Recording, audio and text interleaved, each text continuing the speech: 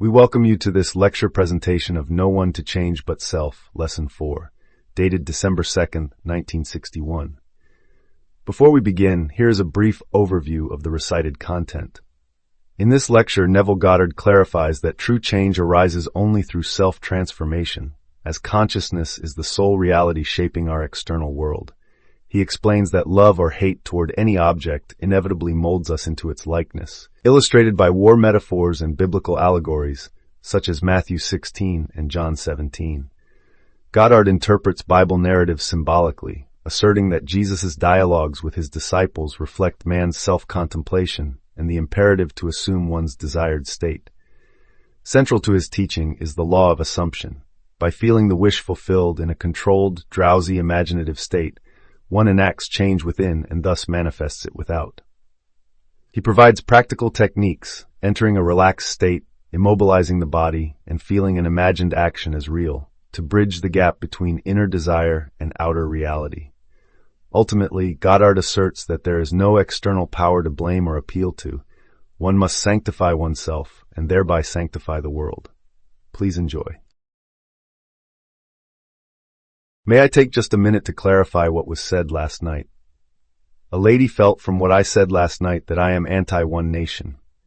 I do hope that I am not anti any nation, race, or belief. If perchance I used a nation, it was only to illustrate a point.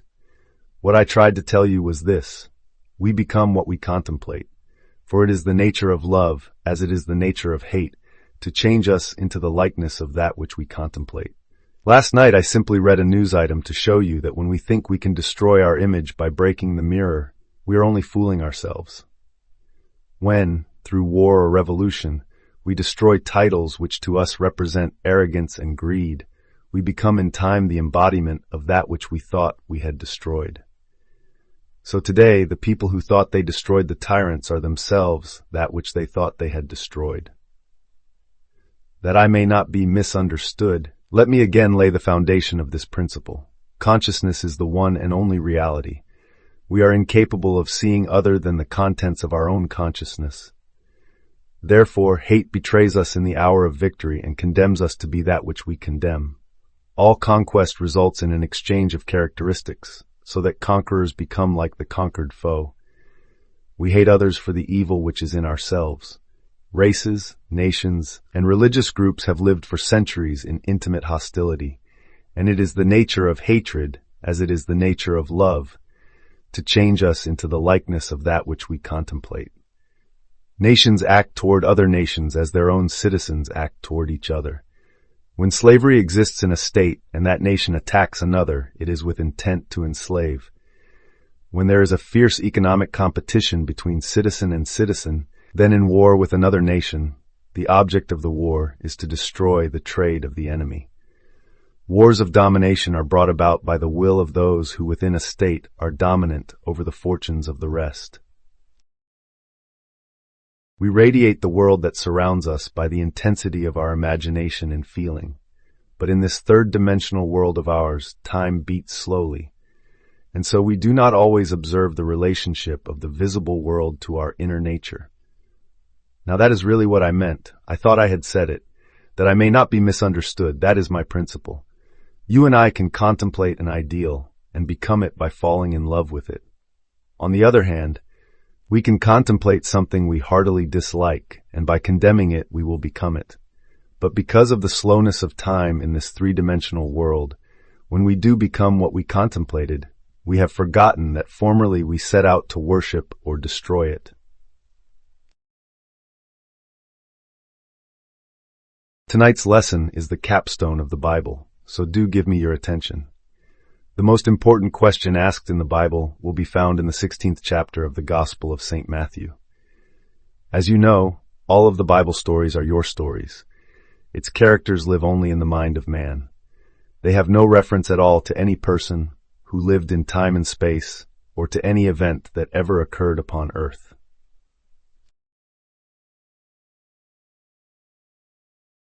The drama related in Matthew takes place in this manner.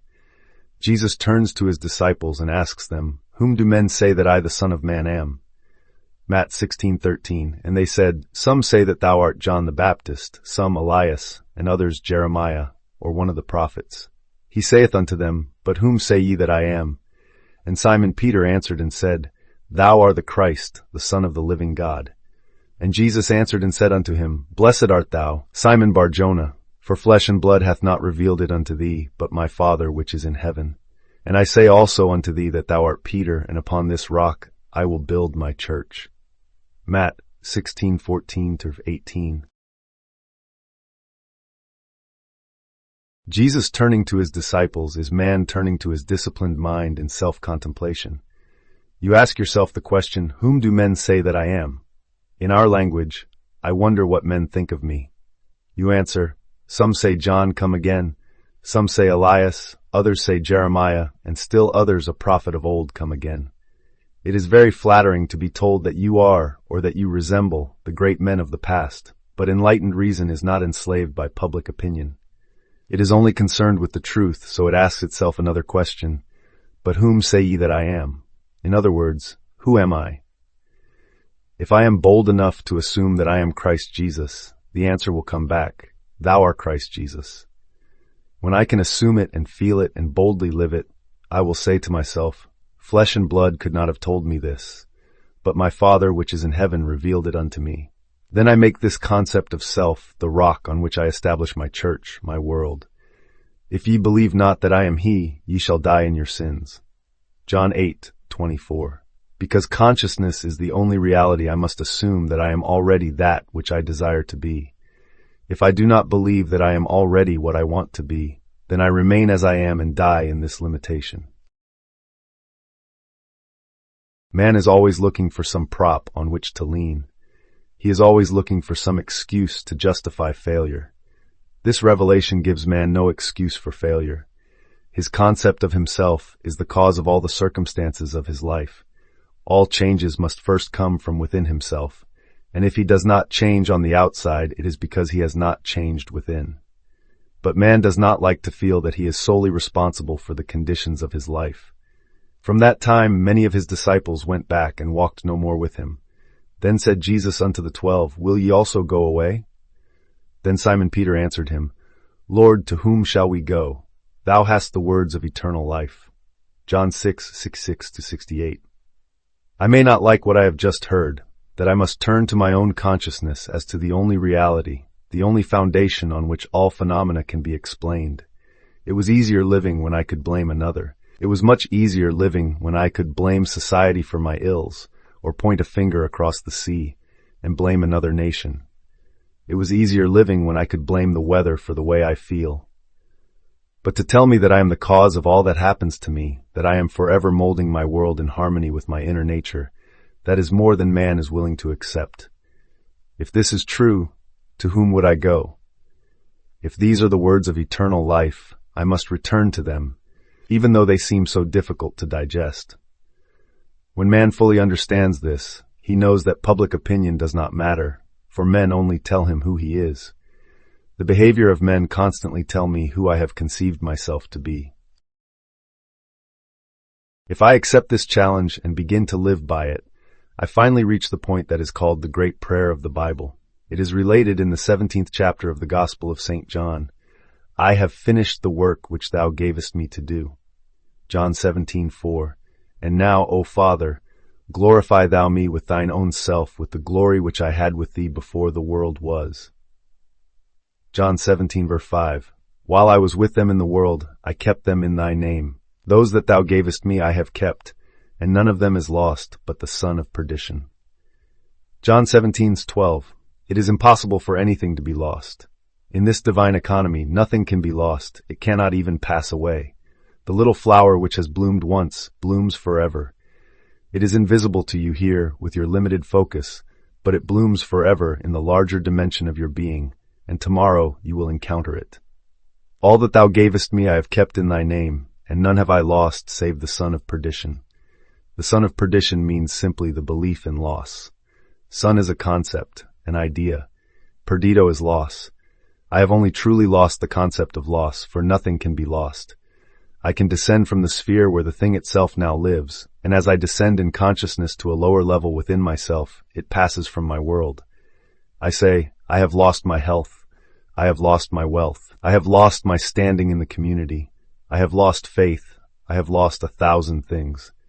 But the things in themselves, having once been real in my world, can never cease to be. They never become unreal with the passage of time. I, by my descent in consciousness to a lower level, cause these things to disappear from my sight, and I say, they have gone, they are finished as far as my world goes. All I need do is to ascend to the level where they are eternal, and they once more objectify themselves and appear as realities within my world. The crux of the whole 17th chapter of the Gospel of St. John is found in the 19th verse. And for their sake I sanctify myself, that they also might be sanctified through the truth. Heretofore I thought I could change others through effort. Now I know I cannot change another unless I first change myself. To change another within my world, I must first change my concept of that other, and to do it best, I change my concept of self. For it was the concept I held of self that made me see others as I did. Had I a noble, dignified concept of myself, I never could have seen the unlovely in others. Instead of trying to change others through argument and force, let me but ascend in consciousness to a higher level, and I will automatically change others by changing self. There is no one to change but self. That self is simply your awareness, your consciousness, and the world in which it lives is determined by the concept you hold of self. It is to consciousness that we must turn as to the only reality. For there is no clear conception of the origin of phenomena except that consciousness is all, and all is consciousness. You need no helper to bring you what you seek. Do not for 1 second believe that I am advocating escape from reality when I ask you to simply assume you are now the man or the lady that you want to be. If you and I could feel what it would be like were we now that which we want to be, and live in this mental atmosphere as though it were real, then, in a way we do not know, our assumption would harden into fact. This is all we need do in order to ascend to the level where our assumption is already an objective, concrete reality. I need change no man. I sanctify myself, and in so doing I sanctify others. To the pure all things are pure. There is nothing unclean of itself, but to him that esteemeth anything to be unclean, to him it is unclean. Rom 14:14. There is nothing in itself unclean, but you, by your concept of self, see things either clean or unclean. I and my Father are one. John 10:30. If I do not the works of my Father, believe me not. But if I do, though ye believe not me, believe the works, that ye may know and believe that the Father is in me, and I in him. John 10:37-38. He made himself one with God, and thought it not strange or robbery to do the works of God. You always bear fruit in harmony with what you are. It is the most natural thing in the world for a pear tree to bear pears, an apple tree to bear apples, and for man to mold the circumstances of his life in harmony with his inner nature. I am the vine, ye are the branches. John 15:5. A branch has no life, save it be rooted in the vine. All I need do to change the fruit is to change the vine. You have no life in my world, save that I am conscious of you. You are rooted in me, and like fruit, you bear witness of the vine that I am. There is no reality in the world other than your consciousness. Although you may now seem to be what you do not want to be, all you need do to change it, and to prove the change by circumstances in your world, is to quietly assume that you are that which you now want to be, and in a way you do not know you will become it. There is no other way to change this world. I am the way. My I amness, my consciousness is the way by which I change my world. As I change my concept of self, I change my world. When men and women help or hinder us, they only play the part that we, by our concept of self, wrote for them, and they play it automatically. They must play the parts they are playing because we are what we are. You will change the world only when you become the embodiment of that which you want the world to be. You have but one gift in this world that is truly yours to give, and that is yourself. Unless you yourself are that which you want the world to be, you will never see it in this world.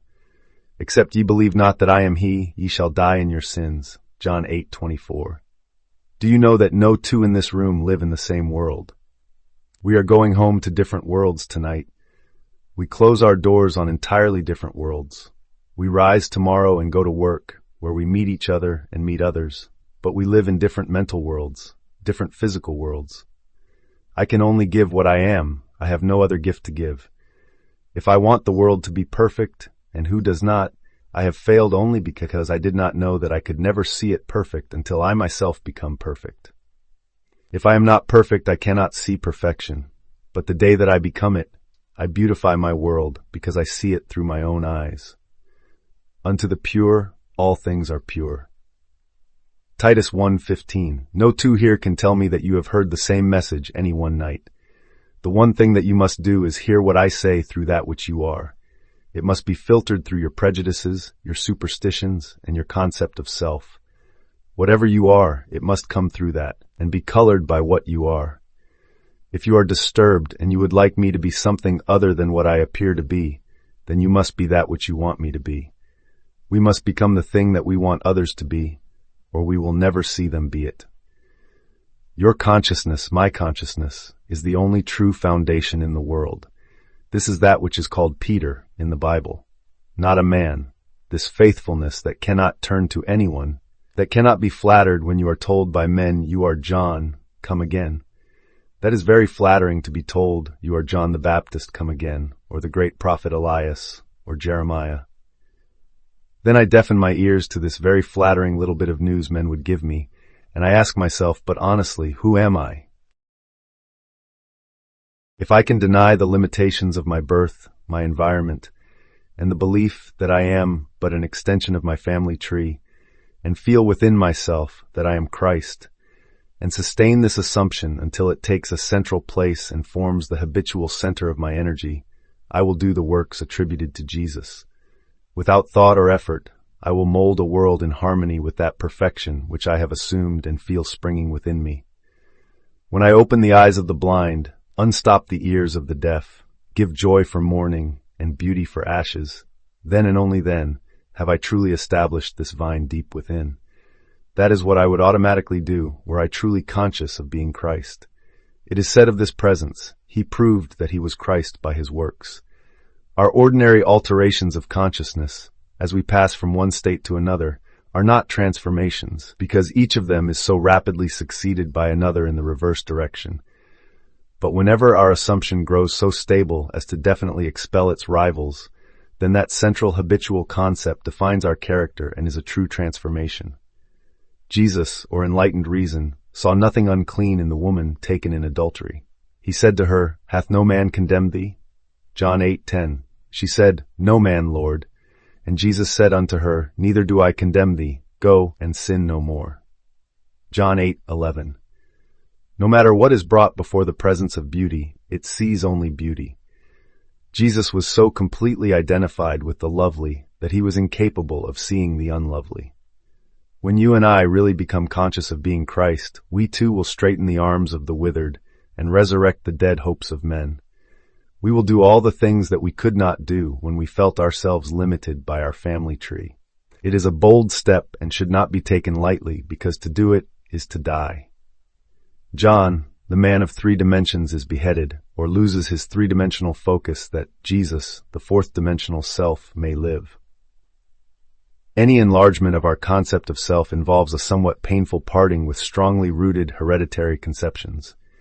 The ligaments are strong that hold us in the womb of conventional limitations. All that you formerly believed, you no longer believe. You know now that there is no power outside of your own consciousness. Therefore, you cannot turn to anyone outside of self. You have no ears for the suggestion that something else has power in it. You know the only reality is God, and God is your own consciousness. There is no other God. Therefore, on this rock you build the everlasting church, and boldly assume you are this divine being, self-begotten, because you dared to appropriate that which was not given to you in your cradle. A concept of self not formed in your mother's womb, a concept of self conceived outside of the offices of man. The story is beautifully told us in the Bible, using the 2 sons of Abraham, one the blessed Isaac, born outside of the offices of man, and the other Ishmael, born in bondage.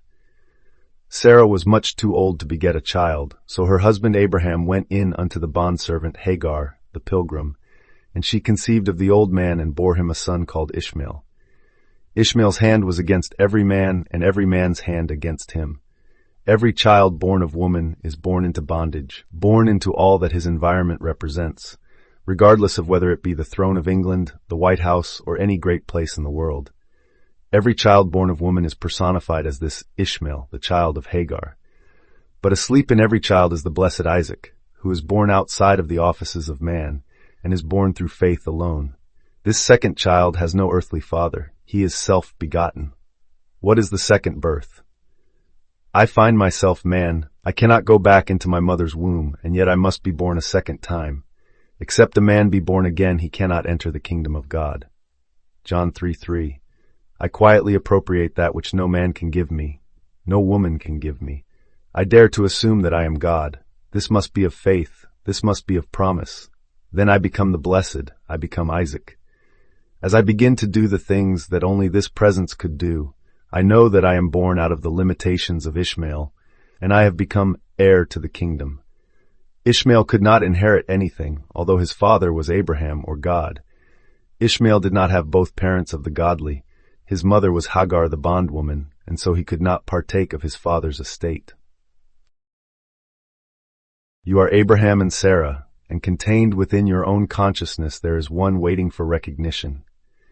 In the Old Testament it is called Isaac, and in the New Testament it is called Jesus, and it is born without the aid of man. No man can tell you that you are Christ Jesus. No man can tell you and convince you that you are God. You must toy with the idea and wonder what it would be like to be God. No clear conception of the origin of phenomena is possible except that consciousness is all, and all is consciousness. Nothing can be evolved from man that was not potentially involved in his nature. The ideal we serve and hope to attain could never be evolved from us were it not potentially involved in our nature. Let me now retell and emphasize an experience of mine printed by me 2 years ago under the title, The Search. I think it will help you to understand this law of consciousness and show you that you have no one to change but self, for you are incapable of seeing other than the contents of your own consciousness. Once in an idle interval at sea, I meditated on the perfect state and wondered what I would be were I of too pure eyes to behold iniquity, if to me all things were pure and were I without condemnation. As I became lost in this fiery brooding, I found myself lifted above the dark environment of the senses. So intense was feeling I felt myself a being of fire dwelling in a body of air. Voices, as from a heavenly chorus, with the exaltation of those who had been conquerors in a conflict with death, were singing, "He is risen, he is risen," and intuitively I knew they meant me. Then I seemed to be walking in the night. I soon came upon a scene that might have been the ancient pool of Bethesda, for in this place lay a great multitude of impotent folk, blind, halt, withered, waiting not for the moving of the water as of tradition, but waiting for me. As I came near, without thought or effort on my part, they were one after the other, molded as by the magician of the beautiful. Eyes, hands, feet, all missing members, were drawn from some invisible reservoir and molded in harmony with that perfection which I felt springing within me. When all were made perfect, the chorus exulted, "It is finished." I know this vision was the result of my intense meditation upon the idea of perfection, for my meditations invariably bring about union with the state contemplated. I had been so completely absorbed within the idea that for a while I had become what I contemplated, and the high purpose with which I had for that moment identified myself, drew the companionship of high things, and fashioned the vision in harmony with my inner nature. The ideal with which we are united works by association of ideas to awaken 1,000 moods, to create a drama in keeping with the central idea. My mystical experiences have convinced me that there is no way to bring about the perfection we seek other than by the transformation of ourselves. As soon as we succeed in transforming ourselves, the world will melt magically before our eyes and reshape itself in harmony with that which our transformation affirms. We fashion the world that surrounds us by the intensity of our imagination and feeling, and we illuminate or darken our lives by the concepts we hold of ourselves. Nothing is more important to us than our conception of ourselves, and especially is true of our concept of the deep, dimensionally greater one within us. Those that help or hinder us, whether they know it or not, are the servants of that law, which shapes outward circumstances in harmony with our inner nature. It is our conception of ourselves which frees or constrains us, though it may use material agencies to achieve its purpose. Because life molds the outer world to reflect the inner arrangement of our minds, there is no way of bringing about the outer perfection we seek other than by the transformation of ourselves. No help cometh from without. The hills to which we lift our eyes are those of an inner range. It is thus to our own consciousness that we must turn as to the only reality, the only foundation on which all phenomena can be explained. We can rely absolutely on the justice of this law to give us only that which is of the nature of ourselves. To attempt to change the world before we change our concept of ourselves is to struggle against the nature of things. There can be no outer change until there is first an inner change, as within, so without. I am not advocating philosophical indifference when I suggest that we should imagine ourselves as already that which we want to be, living in a mental atmosphere of greatness, rather than using physical means and arguments to bring about the desired changes. Everything we do, unaccompanied by a change of consciousness, is but futile readjustment of surfaces. However we toil or struggle, we can receive no more than our concepts of self affirm. To protest against anything which happens to us is to protest against the law of our being and our rulership over our own destiny.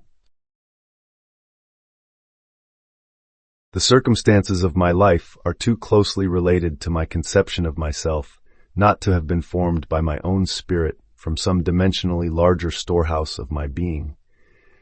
If there is pain to me in these happenings, I should look within myself for the cause, for I am moved here and there and made to live in a world in harmony with my concept of myself. If we would become as emotionally aroused over our ideas as we become over our dislikes, we would ascend to the plane of our ideal as easily as we now descend to the level of our hates. Love and hate have a magical transforming power, and we grow through their exercise into the likeness of what we contemplate. By intensity of hatred, we create in ourselves the character we imagine in our enemies. Qualities die for want of attention, so the unlovely states might best be rubbed out by imagining beauty for ashes and joy for mourning, rather than by direct attacks on the state from which we would be free. Whatsoever things are lovely and of good report, think on these things, for we become that with which we are en rapport. There is nothing to change but our concept of self. As soon as we succeed in transforming self, our world will dissolve and reshape itself in harmony with that which our change affirms. I, by descent in consciousness, have brought about the imperfection that I see. In the divine economy, nothing is lost. We cannot lose anything save by descent in consciousness from the sphere where the thing has its natural life. And now, O Father, glorify thou me with thine own self with the glory which I had with thee before the world was. John 17:5. As I ascend in consciousness, the power and the glory that was mine return to me, and I too will say, I have finished the work thou gavest me to do. The work is to return from my descent in consciousness, from the level wherein I believed that I was a son of man, to the sphere where I know that I am one with my Father, and my Father is God. I know beyond all doubt that there is nothing for man to do but to change his own concept of himself to assume greatness and sustain this assumption. If we walk as though we were already the ideal we serve, we will rise to the level of our assumption and find a world in harmony with our assumption. We will not have to lift a finger to make it so, for it is already so. It was always so. You and I have descended in consciousness to the level where we now find ourselves, and we see imperfection because we have descended. When we begin to ascend while here in this three-dimensional world, we find that we move in an entirely different environment. We have entirely different circles of friends and an entirely different world while still living here. We know the great mystery of the statement, I am in the world but not of it. Instead of changing things, I would suggest to all to identify themselves with the ideal they contemplate. What would the feeling be like were you of too pure eyes to behold iniquity, if to you all things were pure and you were without condemnation? Contemplate the ideal state and identify yourself with it, and you will ascend to the sphere where you as Christ have your natural life. You are still in that state where you were before the world was. The only thing that has fallen is your concept of self. You see the broken parts which really are not broken. You are seeing them through distorted eyes, as though you were in one of those peculiar amusement galleries where a man walks before a mirror and he is elongated, yet he is the same man. Or he looks into another mirror and he is all big and fat. These things are seen today because man is what he is. Toy with the idea of perfection. Ask no man to help you, but let the prayer of the 17th chapter of the Gospel of St. John be your prayer. Appropriate the state that was yours before the world was. Know the truth of the statement, none have I lost, save the son of perdition. Nothing is lost in all my holy mountain. The only thing that you lose is the belief in loss or the son of perdition. And for their sake I sanctify myself, that they also might be sanctified through the truth. John 17:19. There is no one to change but self. All you need do to make men and women holy in this world is to make yourself holy. You are incapable of seeing anything that is unlovely when you establish within your own mind's eye the fact that you are lovely. It is far better to know this than to know anything else in the world. It takes courage, boundless courage, because many this night, after having heard this truth, will still be inclined to blame others for their predicament. Man finds it so difficult to turn to himself, to his own consciousness as to the only reality. Listen to these words, no man can come to me, except the Father which hath sent me draw him. John 6:44. I and my Father are one. John 10:30. A man can receive nothing except it be given him from heaven. John 3:27.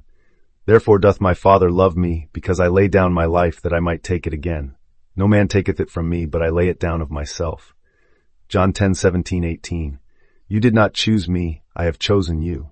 My concept of myself molds a world in harmony with itself and draws men to tell me constantly by their behavior who I am.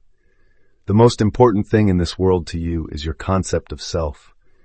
When you dislike your environment, the circumstances of life and the behavior of men, ask yourself, who am I? It is your answer to this question that is the cause of your dislikes. If you do not condemn self, there will be no man in your world to condemn you. If you are living in the consciousness of your ideal, you will see nothing to condemn. To the pure, all things are pure. Now I would like to spend a little time making as clear as I can what I personally do when I pray, what I do when I want to bring about changes in my world. You will find it interesting, and you will find that it works. No one here can tell me they cannot do it. It is so very simple, all can do it. We are what we imagine we are. This technique is not difficult to follow, but you must want to do it. You cannot approach it with the attitude of mind, oh well, I'll try it. You must want to do it, because the mainspring of action is desire. Desire is the mainspring of all action. Now what do I want? I must define my objective. For example, suppose I wanted now to be elsewhere. This very moment I really desire to be elsewhere. I need not go through the door. I need not sit down. I need do nothing but stand just where I am, and with my eyes closed, assume that I'm actually standing where I desire to be. Then I remain in this state until it has the feeling of reality. Were I now elsewhere, I could not see the world as I now see it from here. The world changes in its relationship to me as I change my position in space. So I stand right here, close my eyes, and imagine I'm seeing what I would see were I there. I remain in it long enough to feel it to be real. I cannot touch the walls of this room from here, but when you close your eyes and become still, you can imagine and feel that you touch it. You can stand where you are and imagine you are putting your hand on that wall. To prove you really are, put it there and slide it up and feel the wood. You can imagine you are doing it without getting off your seat. You can do it, and you will actually feel it if you become still enough and intense enough. I stand where I am and I allow the world that I want to see and to enter physically to come before me as though I were there now. In other words, I bring elsewhere here by assuming that I am there. Is that clear? I let it come up. I do not make it come up. I simply imagine I am there and then let it happen. If I want a physical presence, I imagine he is standing here and I touch him over. All through the Bible, I find these suggestions. He placed his hands upon them. He touched them. If you want to comfort someone, what is the automatic feeling? To put your hand on them, you cannot resist it. You meet a friend and the hand goes out automatically. You either shake hands or put your hand on his shoulder. Suppose you were now to meet a friend that you have not seen for a year, and he is a friend of whom you are very fond. What would you do? You would embrace him, wouldn't you? Or you would put your hand upon him. In your imagination, bring him close enough to put your hand upon him and feel him to be solidly real. Restrict the action to just that. You will be amazed at what happens. From then on, things begin to move. Your dimensionally greater self will inspire, in all, the ideas and actions necessary to bring you into physical contact. It works that way. Every day I put myself into the drowsy state. It is a very easy thing to do. But habit is a strange thing in man's world. It is not law, but habit acts as though it were the most compelling law in the world. We are creatures of habit. If you create an interval every day into which you put yourself into the drowsy state, say at 3 o'clock in the afternoon, do you know at that moment every day you will feel drowsy? You try it for 1 week and see if I am not right. You sit down for the purpose of creating a state akin to sleep, as though you were sleepy, but do not push the drowsiness too far, just far enough to relax and leave you in control of the direction of your thoughts. You try it for 1 week, and every day at that hour, no matter what you are doing, you will hardly be able to keep your eyes open. If you know the hour when you will be free, you can create it. I would not suggest that you do it lightly, because you will feel very, very sleepy, and you may not want to. I have another way of praying. In this case, I always sit down and I find the most comfortable armchair imaginable, or I lie flat on my back and relax completely. Make yourself comfortable. You must not be in any position where the body is distressed. Always put yourself into a position where you have the greatest ease. That is the first stage. To know what you want is the start of prayer. Secondly, you construct in your mind's eye one single little event, which implies that you have realized your desire. I always let my mind roam on many things that could follow the answered prayer, and I single out one that is most likely to follow the fulfillment of my desire. One simple little thing like the shaking of a hand, embracing a person, the receiving of a letter, the writing of a check, or whatever would imply the fulfillment of your desire. After you have decided on the action which implies that your desire has been realized, then sit in your nice, comfortable chair or lie flat on your back. Close your eyes for the simple reason it helps to induce this state that borders on sleep. The minute you feel this lovely drowsy state, or the feeling of gathered togetherness, wherein you feel, I could move if I wanted to, but I do not want to. I could open my eyes if I wanted to, but I do not want to. When you get that feeling, you can be quite sure that you are in the perfect state to pray successfully. In this feeling, it is easy to touch anything in this world. You take the simple little restricted action which implies fulfillment of your prayer, and you feel it, or you enact it.